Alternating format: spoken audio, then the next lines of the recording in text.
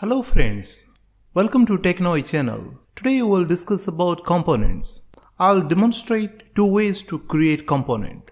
Firstly by using JavaScript function, and another way is by creating class by extending React component using ES6 syntax. Now let's start by creating a component.html file with a simple HTML markup containing title and h1 tag. For production uses, we should create a React application using Webpack or other JavaScript bundler. However, I'll include React Core, React DOM and Babel JavaScript library using ScriptTag for learning purposes. As I'm using dark theme, I'll create a style.css with a darker background and lighter font color and include as a link tag. This is completely optional step. You can skip this. In the right hand side, you can see a minimalistic Chrome browser with Inspector tab. Let's create a div tag with ID root and create a script tag with the type text Babel. In this case, we will use React DOM render function to create a React element with p tag, and we can able to see React works. That means React application is working fine. Now let's discuss something about components. Components are mostly used for converting raw data in the form of state and property to rich HTML. This is not template like other alternatives such as handlebar, etc. It contains UI elements along with powerful embedded JavaScript expression, state and lifecycle management, and which increase reusability, and unit testing using components is damn easy. Now let's start create a JavaScript function known as fun_hello. Here we will return React element with p tag. Notice the difference in written values. Usually in JavaScript, we return a string represented by quotes, number or boolean values. But in this case, we are sending React element based on JSX syntax. This shows we can move around HTML lookalike elements. In the real application, using one ID attribute as React containers should serve the purpose well. But for our case, to simplify, we'll use multiple React containers represented by different ID values. Let's change the ID from root to fun-root and replace p tag with fun_hello element. This is the way we declare our newly created component. React components. To start React component with upper cases. This to avoid the confusion with DOM element. We start with a lowercase later. Now let's define a JavaScript class classy_hello using ES6 syntax. This is the latest JavaScript features. So we need Babel to convert to a compatible JavaScript code. In future, all browsers will support class syntax natively. The important steps for this class is to extend React.component. Using inheritance, our custom component will leverage all the functionality available by React.component created by React Core library for us. Now to make it work, we need to implement at least one function, that is render, which returns a React element using JSX syntax. This render method can return arrays, fragments, portals, string, number, boolean or null. Now let's create another div tag with ID classy-root and duplicate React DOM render function to use new classy_hello component. The uses of functional component and class component is same. If you notice in inspector, both components create the same children DOM nodes. This is Babel converted JavaScript code. Here notice fun_hello converted to simple React element created by createElement method, whereas classy_hello component converted to more complex JavaScript code. Now explore some of the differences between a functional component and classic class component. Functional component have only properties, no state, and doesn't contain any lifecycle methods, and there is no reference to this keyword, and which is also known as stateless component.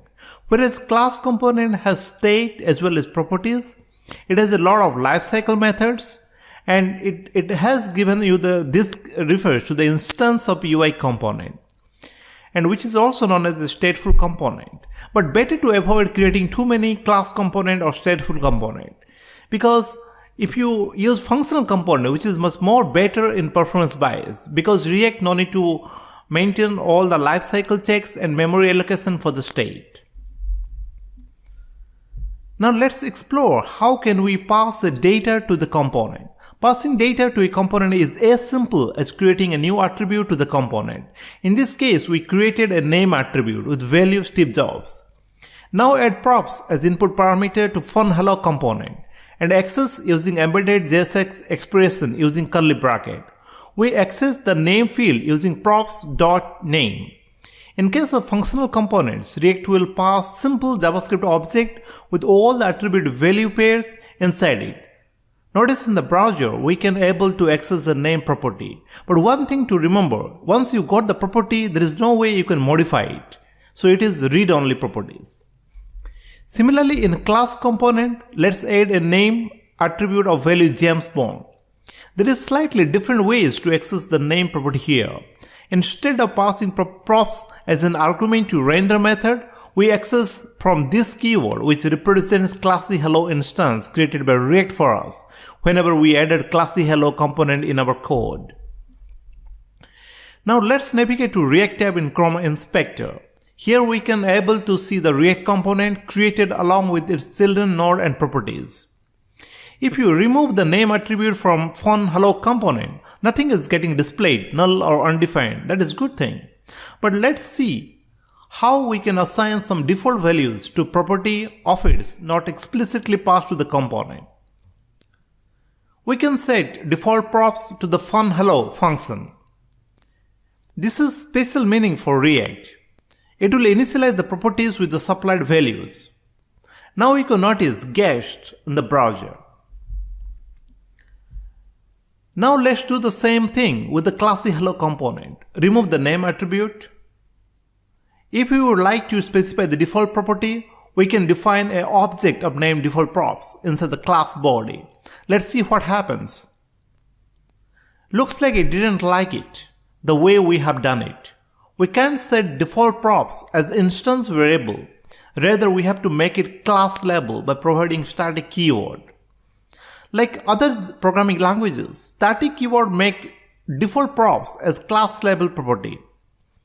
That means it got initialized only once and accessible by all instances. Now you could see classy guest appeared here. Now let's get a little bit more creative and add a funHello component inside ClassyHello as its child. And again, looks like it got mad. There is a bunch of syntax error. Actually, there is no problem in adding one component inside other. Rather, the problem is the way we have included it. Actually, we would written only one root level element. It cannot be multiple element like we have did it. To solve this, we would create a div placeholder and notice we have to use parentheses and semicolon for returning multi-line React elements. In the inspector, you can able to see the DOM created with all its children nodes. If you notice, guest is displayed for funHello as we have not specified any name attributes. Now let's add a name attribute and see it in action. Now move over to React tab to have a glance over the components and elements created. With this, we covered basics of components and properties. Hope you learned something today.